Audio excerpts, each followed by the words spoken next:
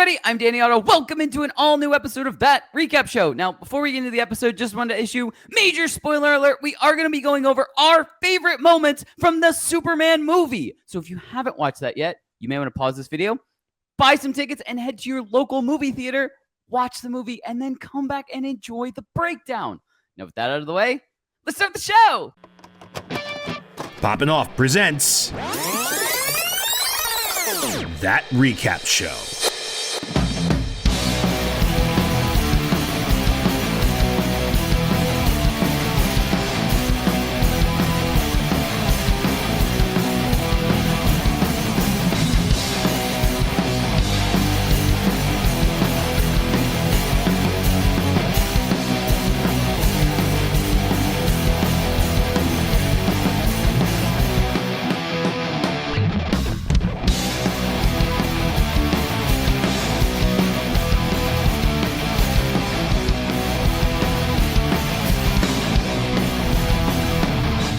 All right, joining with me to break down our favorite moments from the Superman movie, it's Jon Rico.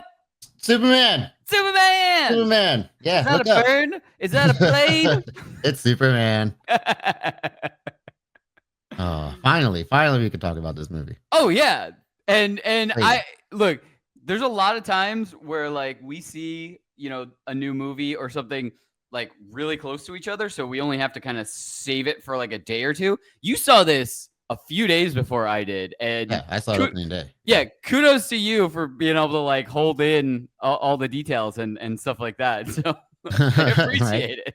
Yeah, no, of course. I had to let you get the fresh experience. Yeah, I loved it. It was awesome. And I texted you the second I walked out of the theater and just said, that was awesome. Yeah, Which, I mean, that immediately sums up, like if non-spoiler at all, immediately sums up my thoughts of the movie. I just, I was hoping that it was going to be good. And I've said this, I want both DC and Marvel to do good because, I want both sides to be making really cool stuff so that they're kind of, not pressure is probably the wrong word, but they have that motivation to kind of one up each other over and over again. Cause that makes for the greatest viewing experience for, all of the fans and stuff like that. When they're really like, oh, they just did something awesome. Now we have to do something equally or better awesome. Like, let's keep going with this type of thing. Mm-hmm.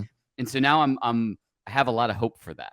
And going into this, like I said, I was having like, I wanted it to be really good. And they delivered. Like this had, funny moments. This had a lot of heart. This just, I mean, when we were going over this even before we hit the record button, like the mark of a good movie is when like multiple people can sit there and start kind of talking about scenes that they remembered and they really enjoyed.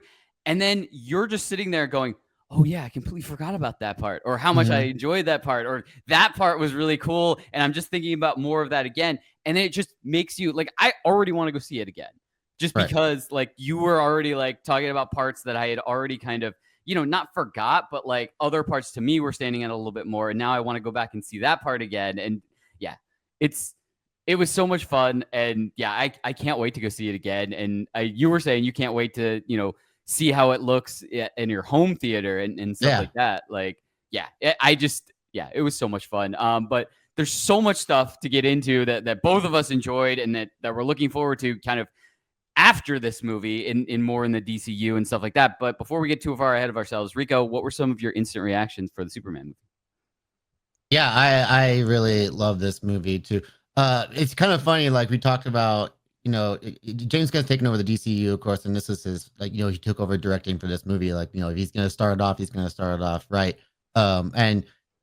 It's funny because like when the MCU started, they started with Iron Man, who wasn't particularly like the most like famous Marvel character. Of course, you had, Spider-Man, of course, was probably easily their biggest character, but they didn't have that right. So them starting off with a major hitter like Superman for the DCU, it just felt right. We've gotten the grounded Superman before with the Zack Snyder's universe, and that was a really cool take on the character. But this just really felt like a Superman movie at its core.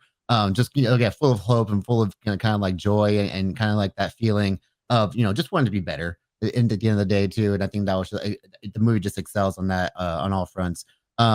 Yeah, I just had such a great time with this movie. David Cornsweet is just really a fantastic Superman, and having to follow up at Henry Cavill, who is a lot of people's Superman for a long time. Yeah. I think he fills the shoes perfectly. And I really, and even seeing like his interviews and stuff, the press junkets going, like he's just got like that Superman kind of personality and that you want from someone playing the role. So yeah, it's just really fun. The whole cast is fantastic, from the Justice Gang to the Daily Planet staff, which I think is just perfectly cast. When I read some of the Superman comics, some of my favorite part is the supporting cast of the Daily Planet, from obviously Lois, but Jimmy Olsen is fantastic in this movie as well. He's kind of a standout character in this, and even some of Cat Grant is kind of like a smaller character, but she's kind of funny in this as well.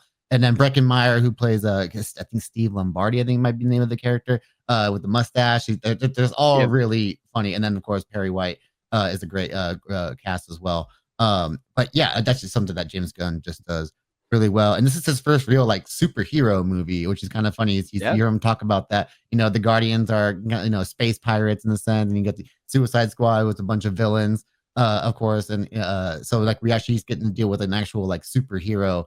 And it was actually really cool to see like his take on that kind of a character. So yeah, I can't wait to watch this movie over and over. Yeah, me too. And just like you were saying, just like literally going right off of what you were saying, like every character felt right, and every character, had that moment to shine, all the way down to Jimmy, like who had, a couple of really funny moments like to shine, and he's integral to the plot too. Exactly.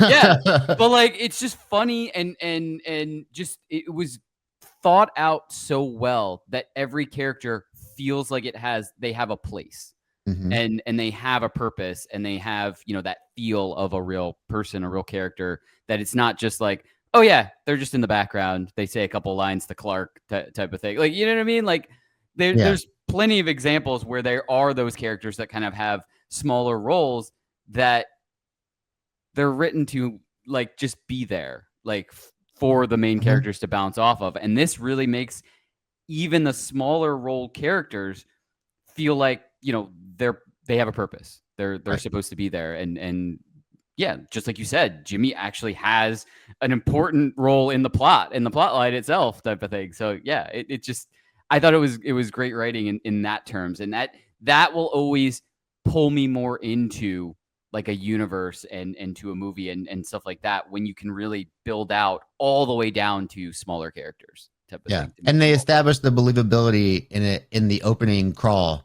essentially, too, which I thought was a really cool way to kind of build out, where it was like 300 years ago, or 3 centuries ago, the first metahumans or some of that came out, and then it was like 3 years ago, or 30 years ago, an alien from Krypton landed. 3 decades, that's what it was. And then 3 years ago, Clark Kent came out as Superman, or Kal-El revealed himself as Superman. And then it was like 3 days ago or something like that. And then 3 hours ago, he got in a fight and lost that. Right. And then 3 minutes ago, like, he just lost his first battle. And I was like, what a cool way to establish the world of like the DCU and in the cinematic form, because obviously we got Creature Commandos before as well. But just establishing this, like, the first time we see Superman, just like we saw in the trailer, is him beaten. And so like he's not that invincible being that we're kind of like accustomed to knowing Superman to being. And I just thought that was a fantastic way to just establish the universe itself, because now we have all these characters in there that like they're established heroes and villains, and we're just so supposed to we're accepting this world for what it is already. We don't have to like get explanation for each little origin before we get that. They're just there. Yeah, absolutely. Yeah, and it's we're at the point with comic book movies where we don't always need an origin. Like we can get dropped into something, or have like a really quick, just like crawl like that, like with this movie type of thing. To Superman, just Batman, and Spider-Man in particular, because they've been done to death. Exactly. No pun exactly. No, I totally agree. And so for the other characters, we kind of get little things here and there, but like no one's origin is actually like a thing in this movie. It's kind of just like you said, it drops us right into what's happening, and we kind of just go from there, type of thing, which is really cool. Yeah. You want to get to some big takeaways? Do it. Awesome. All right. I'm going to kick off big takeaways with, I can't be the only person walking away from this movie with, I've had 2 songs stuck in my head. for like the past week at this point. Yeah. And that is, and what I wanted to do is not only list the two songs, but kind of list how like the impacts from this movie and kind of like how well I think these were both used, which is awesome. So I'm gonna go with the first one. Actually happens at the end of the movie. I'm going backwards first, and it's Punk Rocker from Teddy Bears featuring Iggy Pop, which I've loved the Teddy Bears. The Teddy Bears have been around for a while, and they're really good. They're one of their albums. I can't remember what album it is. Has like so many guest vocalists and stuff on it that it's just every song is perfect. Right. But yeah, they're really good. And I actually had almost forgot about this song. That's how long ago this album came out. I want to say this album might be almost 10 years old type of thing. I could be wrong. But it's used at the end, and it's used while kind of Clark is healing again, but like embracing more of his humanity by seeing all the images of him growing up with his Earth parents, with the Kents and stuff like that, which kind of was different in the beginning when we saw him healing right after the scene, like you said, in the introduction where we see him getting beaten and he's hearing that message from his Kryptonian parents. And he said that's the robots were saying it soothes him. Yeah. By the way, honorable mention to the robots. Yeah, Alan Tudyk, who also plays K2SO. Yeah, exactly. And Dr. Phosphorus in Creature Commandos. Right. But like this underlying theme of like it's punk rock to care and to like be caring and to being nice and to like you know what I mean? Superman is punk rock. Right, exactly. Yeah, but it's just like I've seen that going around a lot too. Right. But it's just this underlying theme, and I think that song just fits so well for the end. You leave on such a bright like note to that. Yeah. Like with that song, I just walked out with a big smile on my face, and because this song was one of those reasons for that. The second song has absolutely been stuck in my head even more so. And it was the fun song. I think it's called 5 Years Time. And yeah, that whole Mr. Terrific scene that this is superimposed over is insane. Like to have awesome such a scene. To not only is the scene absolutely incredible because he just takes out everyone, but also it's such a fun little light bouncy song superimposed over all the violence. Yeah, I love that. And it's established in the movie too. It's playing on like a radio. So the fact that they're all hearing that while they're getting their asses kicked is the funniest thing. Right. Oh, it's such a perfect mashup of song to scene. And look, we were both like thinking this going in, like this is James Gunn. Like we, all three Guardians of the Galaxies had these really incredible, soundtracks that matched up in universe, in movie, in scene and stuff like that. And Peacemaker, Suicide Squad, they all have great soundtracks. Exactly. Yeah, exactly. But like this one, maybe it was because we went a little lighter on having music in scenes and stuff like that. But this one stood out so much. I was like giggling like during this scene. I was like, holy shit, this is perfect. So I just had to, I had to put both of those in my takeaways as, perfect kind of music to scene sync up, superimposed to just like make such a better impact on these two kind of scenes in the movie. And just walking away from that, they're both stuck in my head. I would say probably until at least the next time I watch it. So, but Rico, what were some of your big takeaways? Yeah, that was a great scene just to establish how great of a character Mr. Terrific is, because I think he's someone who's always kind of flown under the radar when it comes to like major DC players. He's one of like the smartest beings in the entire like universe, essentially, right up there with Lex and Bruce and stuff. Up to the point where Bruce like actually like rarely gives compliments, and he actually compliments Mr. Terrific's intelligence to a degree. So it's really cool. But yeah, it was really cool to see. I can't remember the actor's name, but he was also the actor that played Darwin in X-Men First Class, and Right. obviously he had a really bad fate in that movie where he didn't really get to kind of live out his character's cool potential. So it's really cool to see him like really showcase well as Mr. Terrific. Yeah. I really love that. And yeah, the music was very interesting because like again, those are the two big like needle drop songs of the thing. And yeah, like we're saying, James Gunn is known for having really like kind of big like eclectic soundtracks in his movies, and that really he writes the songs to the scenes. Yeah. So look, going into this movie, I was really looking forward to seeing what songs were going to come in. It's actually really funny. The 5 years time just popped up on my Spotify as I listen to this, so it's perfect timing. But yeah, like he went with quality over quantity, I guess, in this time. And usually, he has a good quantity of songs and they're all quality, but like the two here that he uses, they really hit because obviously he wanted to emphasize more on that classic John Williams inspired Superman theme, of course, just to really give that vibe of Superman Right. in the movie, which obviously that was the perfect call to make. But yeah, just and again, an excellent use of music by him, even in the small amounts that he did it this time. Yeah. So yeah, I love that. But yeah, and also one of the songs plays into a little bit of the themes of my takeaway here too, because I thought changing the whole intention of Superman's Kal-El's parents sending him over to Earth was an interesting and a bold choice to make, with the whole, cutting off the part of the message, and then the engineer is able to kind of like reconstruct the message to kind of get the last part of it, which I'm still kind of iffy on if like maybe Lex kind of doctored that still in some kind of a way, even though they kind of like they kind of do it in a line in the movie where Mr. Terrific kind of like Right. verifies the footage to a sense, like he didn't doctor it. I still think that Lex is probably smart enough to put one over on Mr. Terrific in a sense, and that could still be something that could be explored, possibly in Supergirl later on. I guess that's the next movie that's coming out.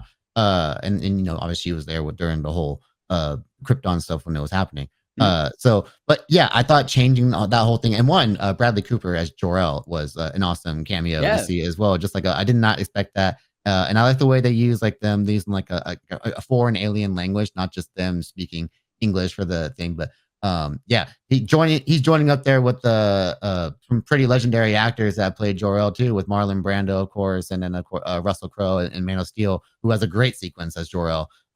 So yeah, I like that whole thing where they're like, yeah, we want you to rule Earth, like we sent you there so you can eventually rule and prosper, basically, and take over those people. But because he was raised by the Kens in Kansas, he was raised to be a good human, and so it brings in the whole nature versus nurture of Kal-El, Clark Kent, whatever you want to call him, yeah, it plays into heavily of the themes of the entire movie because obviously there's the immigrant theme, of course, is Superman being the alien from another planet. He's got to live on this Earth and he's got to be accepted by the people and stuff like that. But just being raised to be a good person is that obviously goes into that major speech he does at the end of the movie too. Like he goes, I get scared, that makes me human, and it's a freaking great scene. It's one of my favorite scenes in the whole movie. And yeah, and then of course when it all comes full circle, yeah, when he's getting healed, but being soothed by the sounds of his original parents, by that message, and then of course the way that comes full circle where he actually wants the footage of his original family with the Kens and stuff like that, and the smile it puts on his face as the movie comes to a close. It's probably why you leave with such a big smile on your face, because like, oh man, that's such a great scene to end on. It's what encompasses Superman at his core.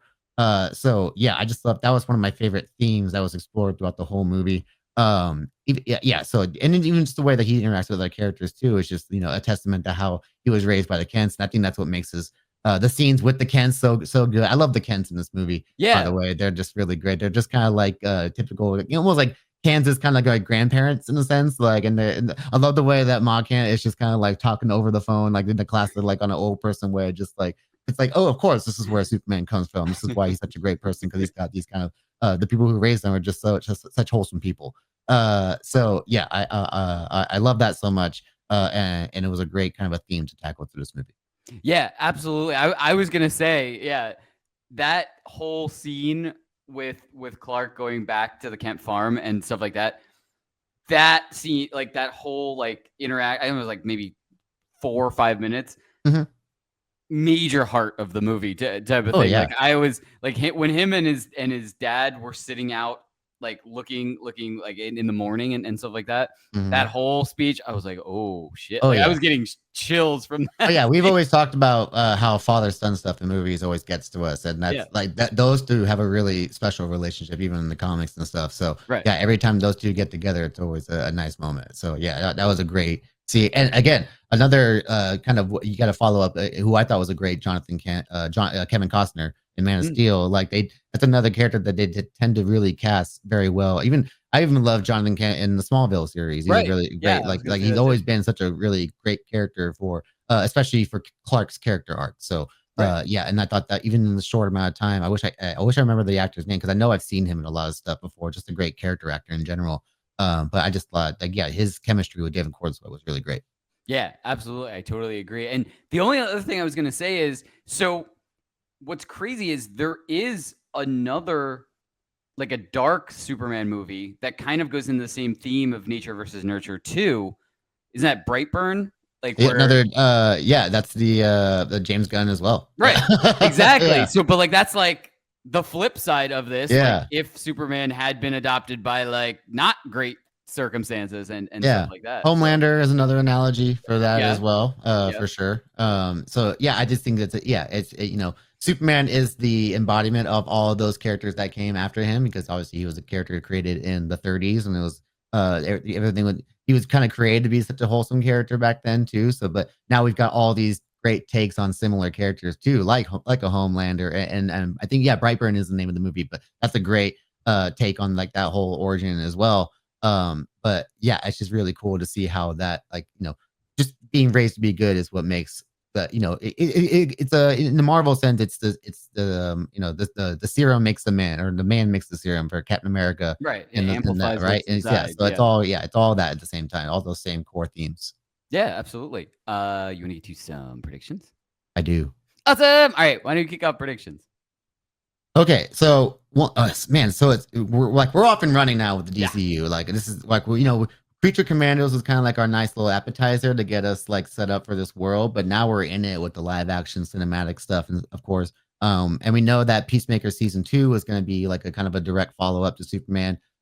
We got to see Rick Flag in this, which was really great to see. Actually loved those scenes when it was like Lex talking with like their Congress members or what I don't know what they were. But Rick, Yeah. I'm not sure what his position in the government is off the top of my head. But I just like that he's got like a pretty high ranking spot where he obviously has to interact with a guy like Superman, of course. But we already know we're gonna see him again in Peacemaker season 2. We're gonna see Guy and Hawkgirl in there and Maxwell Lord because we see them in the trailer for it as well. So I'm very excited to see how they're gonna one play off of a character like Peacemaker. I think that's gonna be really great. And one, I love the Peacemaker cameo in the movie as well. Yeah. Like a really cool something I didn't expect, but once I saw them, like, oh, that makes a ton of sense. Like, of course, he can get John Cena to come in and do a little Peacemaker like talk show segment for. I mean, it could have been while they're filming Peacemaker for all we know. So I just love that whole part. I'm excited to see how more Maxwell lore because we don't think we really see him in like a TV kind of a shot Right. during this part. So I'm excited to see how like the whole Justice Gang works when it comes to that because there's obviously like it's called the Justice Game, but it's funded by Maxwell Lord, who typically does not have the best intentions when it comes to DC lore. So I'm excited to see like how that spins off when it comes to like the Justice League later on because we got the Hall of Justice, we got a cool mural showing the history of a lot of cool heroes that have been around and since going back to the early days, which again goes back to me loving them establishing at least 3 centuries of canon for metahumans. They can really like their sandboxes like that open now where they can play around with whatever they want in certain eras and yeah, that's gonna be a lot of fun for them to play around with. And we know Guy's gonna show up in the Lanterns show, which is the next TV show I think They after just Peacemaker. finished filming or They just wrapping. finished it. Yeah, so and we know that's coming. I think early next year, if I'm not mistaken. So Nice. and then of course tease at the end of the movie. We're gonna get more Krypto, of course, but he's off with his owner now. Supergirl coming in stumbling and drunk after doing some space bar hopping, which is a big core of the story of her movie that's coming up too, because it's gonna be inspired by the Woman of Tomorrow arc, which is kind of involves her turning 21 and Superman actually says it in the movie, like he's going like the places where like it's got red suns so that she Mm-hmm. can actually feel the effects of getting drunk.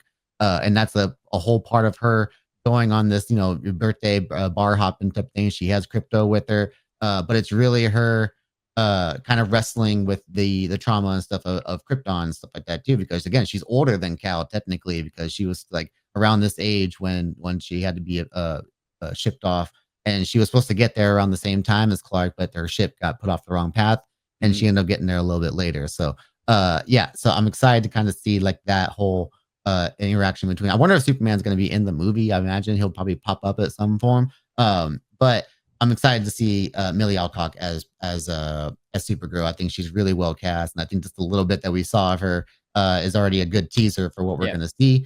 And I end up loving Krypto way more than I thought I would in this movie. So I'm excited to see those two play off of each other, because now that we see, how he was acting with, his foster dad, Superman there for a little, I want to see how those two, like this chaotic nature with these two is really going to play out.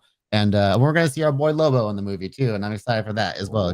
Yeah, so Jason Momoa as Lobo is going to be a really fun a villain right there. So yeah, I'm so excited for the future of the DCU after this, and then we're also getting the freaking Clayface movie, which I think is like a cool way to like introduce us into like the Batman world of it. So I'm excited to see like a horror movie take on Clayface too. And that's it. That's the only thing I'm looking forward to in the DCU as well, is that each movie is going to feel like its own genre in a sense. That was something that James Gunn was pretty particular about doing in this DCU. Is like this felt like a Superman movie, but it doesn't always have to be like a setup for the next one. It's just in its own thing. But like there's stuff in there that will be followed up in other projects. It's just not going to be like, watch what happens next with this character. It's just more like they're there because they should be there. Yeah. Yeah. So yeah, I'm very much looking forward to what's going to come next. Yeah, me too. And just going right off of that, like they've already come out and said like important stuff is going to happen in season 2 of Peacemaker. So like we're going to kind of further things in our next month, basically at this point. Like we're not that far away from season 2 of Peacemaker, and I'm really excited to kind of see what's in store for that.